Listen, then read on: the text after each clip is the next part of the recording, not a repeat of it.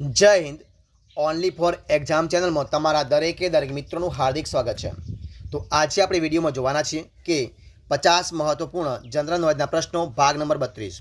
તો મિત્રો, આપણા ગુજરાતની અંદર કોઈ પણ સ્પર્ધાત્મક પરીક્ષા એટલે કે મિત્રો police constable, ASI, PSI, junior clerk, તલાટી, ટેટ, મિત્રો કોઈ પણ સ્પર્ધાત્મક પરીક્ષા આવે તો એના મિત્રો માટે તમારે જનરલ નોલેજના પ્રશ્નો મિત્રો પૂછાતા હોય છે. તો આપણે આ વિડીયોમાં 50 મહત્વપૂર્ણ જનરલના પ્રશ્નો જોઈશું. જે ભાગ નંબર 32 છે કે જેમાં ગુજરાતી સાહિત્યના પણ પ્રશ્નો આવશે, ઇતિહાસના આવશે, ભૂગોળના આવશે, સામાજિક વિજ્ઞાનના આવશે.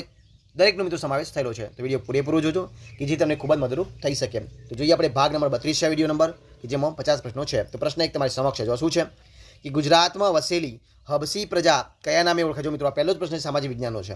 તો ગુજરાતમાં વસેલી હબસી પ્રજા કયા નામે ઓળખાય છે? તો સીધી નામે. કયા નામે ઓળખાય છે? સીધી નામે ઓળખાય છે. ત્યારબાદ ગુજરાતનું વિશ્વવિખ્યાત પરંપરાગત નૃત્ય કયું છે? તો જવાબ છે ગરબા. શું કયું છે? ગરબા છે. ત્યારબાદ જોઈએ આપણે ભક્ત કવિ નરસિંહ મહેતાએ કોને? ભક્ત કવિ નરસિંહ મહેતાએ સુદામા ચરિત્રના પદો કયા સંસ્કૃત ગ્રંથને આધારે રચ્યા છે? તો શ્રીમદ ભાગવતના આધારે. કોના આધારે? શ્રીમદ ભાગવતના આધારે. વર્ધામાં ગાંધીજીએ કયો આશ્રમ સ્થાપ્યો હતો? તો સેવાગ્રામ આશ્રમ. કયો? સેવાગ્રામ આશ્રમ સ્થાપ્યો હતો. જોઈએ પ્રશ્ન આપણે આગળ કે હિન્દુ મુસ્લિમ એકતાના પ્રતીક સમી બાબા લુલુની મસ્જિદ અમદાવાદમાં કઈ જગ્યાએ મિત્રો આવેલી છે? તો જમાલપુરમાં. ક્યાં આવેલી છે? જમાલપુરમાં આવેલી છે. જોઈએ પ્રશ્ન આપણે આગળ કે શ્રી રંગ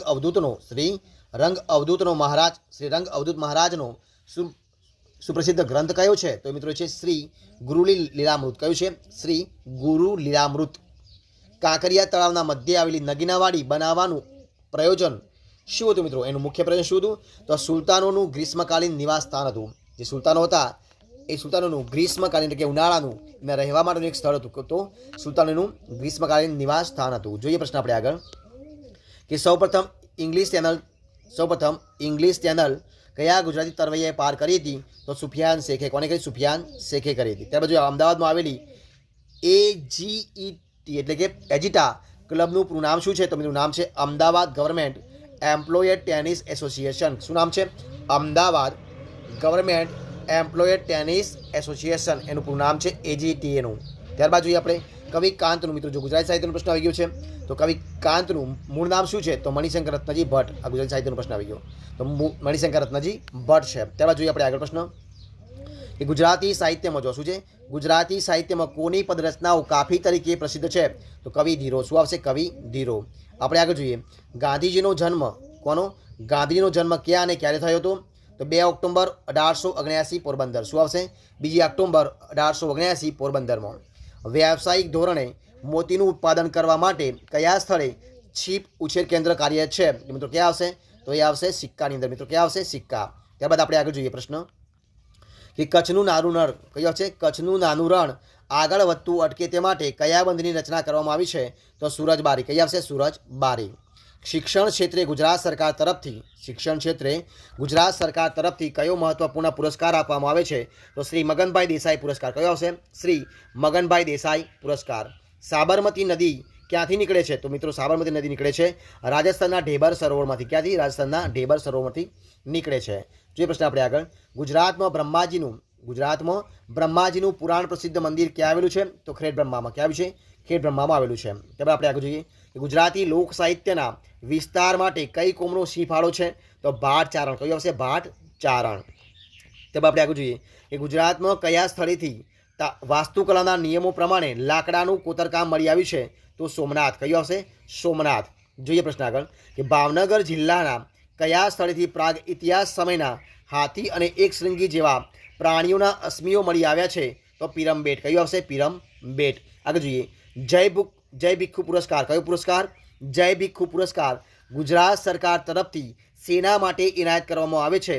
તો માનવ કલ્યાણના ક્ષેત્રે ઉમદા પ્રવૃત્તિ કરવા બદલ. પ્રશ્ન આપણે આગળ જોઈએ કે ગાંધીજીએ ગુજરાતની કઈ લડતને ધર્મયુદ્ધ નામ આપ્યું છે? તો અમદાવાદ મિલ સત્યાગ્રહ. કયો આવશે? અમદાવાદ મિલ સત્યાગ્રહ. ગુજરાતમાં ચિત્ર વિચિત્ર મેળો ક્યાં ભરાય છે? તો ગુણભાખરીમાં. ક્યાં ભરાય છે? ગુણભાખરીમાં.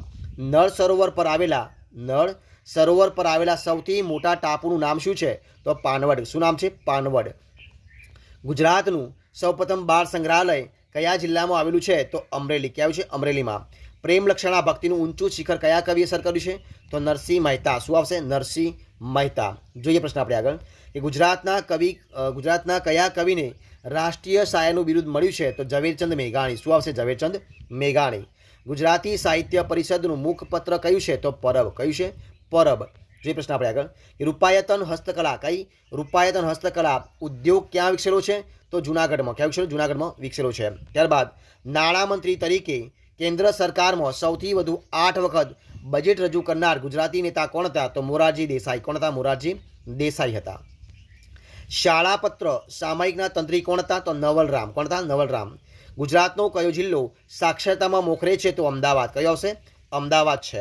ત્યારબાદ ગુજરાતની વડી અદાલતના પ્રથમ મુખ્ય ન્યાયમૂર્તિ કોણ હતા? તો સુંદરલાલ ત્રિકમદાસ દેસાઈ. સુંદરલાલ ત્રિકમલાલ દેસાઈ. ગુજરાત રાજ્યનો વિસ્તાર કેટલો છે? તો 1,96,024 કિલોમીટર. કેટલો છે?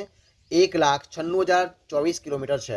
ત્યારબાદ ગુજરાતમાં કયા સ્થળે 7 નદીઓનો સંગમ થાય છે? તો વૌઠા. કઈ જગ્યાએ? વૌઠામાં. ત્યારબાદ જોઈએ આપણે આગળ કે BM ઇન્સ્ટિટ્યૂટ કયું આવશે? BM ઇન્સ્ટિટ્યૂટ ઓફ મેન્ટલ હેલ્થની સ્થાપના કોણે કરી હતી?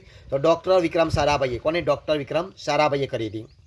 ગુજરાત પક્ષીઓ વિશેની વિસ્તૃત જાણકારી આપતું પુસ્તક પક્ષી જગત કોણે લખ્યું છે? તો પ્રદ્યુમન કંચનરાય દેસાઈ. કયું આવશે? પ્રદ્યુમન કંચનરાય દેસાઈ. મંગલ મંદિર ખોલો ગીત કાવ્ય કોણે લખ્યું છે? તો નરસિંહરાવ દિવેટિયા. કોણ આવશે? નરસિંહરાવ દિવેટિયા. ગુજરાતનું સૌપ્રથમ બાળ સંગ્રહાલય કયું છે? તો ગિરધરભાઈ બાળ સંગ્રહાલય અમરેલી. કયું આવશે? ગિરધરભાઈ બાળ સંગ્રહાલય અમરેલીમાં. ત્યારબાદ આપણે આગળ જોઈએ કે લંડનમાં ઇન્ડિયન સોશિયોલોજિસ્ટ કયું? લંડનમાં ઇન્ડિયન સોશિયોલોજિસ્ટ અખબાર કોણે શરૂ કર્યું હતું? તો શામજી કૃષ્ણ વર્મા. શું આવશે? શામજી કૃષ્ણ વર્મા. પાલિતાણામાં જૈન દેરાસર ઉપરાંત કયા મુસ્લિમ પીરની દરગાહ આવેલ છે? તો અંગરસા પીર. કઈ આવશે? અંગરસા પીર. આપણે આગળ જોઈએ કે ગુજરાતમાં કયો પ્રદેશ લીલી નાગેર તરીકે જાણીતો છે? તો ચોરવાડ અને વેરાવળ. કયો આવશે? ચોરવાડ અને વેરાવળ. ગુજરાત રાજ્યના ઉદ્ઘાટક કોણ હતા? તો રવિશંકર મહારાજ. કોણ આવશે? રવિશંકર મહારાજ. તો જે પ્રશ્ન આપણે આગળ કે ગુજરાતના ગૌરવસમા જમશેદજી તાતા અને દાદાભાઈ નવરોજીનું જન્મસ્થળ કયું છે? તો જવાબ આવશે નવસારી. શું આવશે? નવસારી. ઇન્દ્રોડા પાર્ક એટલે કે પ્રાણી સંગ્રહાલય ક્યાં આવેલું છે? તો મિત્રો આવેલું છે ગાંધીનગરમાં. ક્યાં આવેલું છે? ગાંધીનગરમાં આવેલું છે. જોઈએ પ્રશ્ન આગળ આપણે કે આઝાદીની લડાઈમાં અમદાવાદના વસંત સાથે કોણ શહીદ થયા હતા? તો થયા હતા રજબ અલી. કોણ થયા હતા? રજબ અલી. ભારતભરની એકમાત્ર આયુર્વેદ યુનિવર્સિટી કયા શહેરમાં આવેલી છે? તો જામનગરની અંદર. ક્યાં આવી છે? જામનગરમાં આવેલી છે. ત્યારબાદ આપણે આગળ જોઈએ કે ગુજરાતમાં રેલવેનો કયો ઝોન લાગુ પડે છે? તો વેસ્ટર્ન ઝોન એટલે કે પશ્ચિમ ઝોન લાગુ પડે. Western zone. ગુજરાતનું કયું શહેર માન્ચેસ્ટર તરીકે પ્રખ્યાત હતું? તો આવશે અમદાવાદ. કયું આવશે? અમદાવાદ. જોઈએ પ્રશ્ન આપણે આગળ કે ગુજરાતમાં બે જુદી જુદી નદીના નીર એકત્રિત કરવાનું કાર્ય સૌપ્રથમ કયા રાજ્યે કર્યું હતું મિત્રો? તો એ કર્યું હતું ગુજરાતે. કોને કર્યું હતું? ગુજરાતે કર્યું હતું. તો મિત્રો જો તમને મારો વિડીયો ગમ્યો હોય, અહીં આપણે 50 પ્રશ્ન મિત્રો વિડીયો સંપૂર્ણપણે પૂરો કરીએ છીએ. તો જો તમને મારો વિડીયો ગમ્યો હોય, પસંદ આવ્યો હોય, યુઝફુલ લાગ્યો હોય તો એને લાઇક કરો, કોમેન્ટ કરો, તમારા મિત્રોને વિડીયો શેર કરો અને છેલ્લે ચેનલમાં નવા હોય ચેનલ સબસ્ક્રાઇબ ન કરી હોય તો ઓનલી ફોર એક્ઝામ ચેનલને સબસ્ક્રાઇબ કરવા માટે વિનંતી છે. મારા વિડીયોને પહેલાંથી છેલ્લા સુધી જોવા માટે તમારા દરેક મિત્રોનો હું દિલથી ખૂબ ખૂબ આભાર માનું છું. ફરી મળીશું એક નવા વિડીયો સાથે, નવા ટોપિક સાથે. ત્યાંથી બની રહો. જય હિન્દ, જય ભારત, બેસ્ટ ઓફ લક.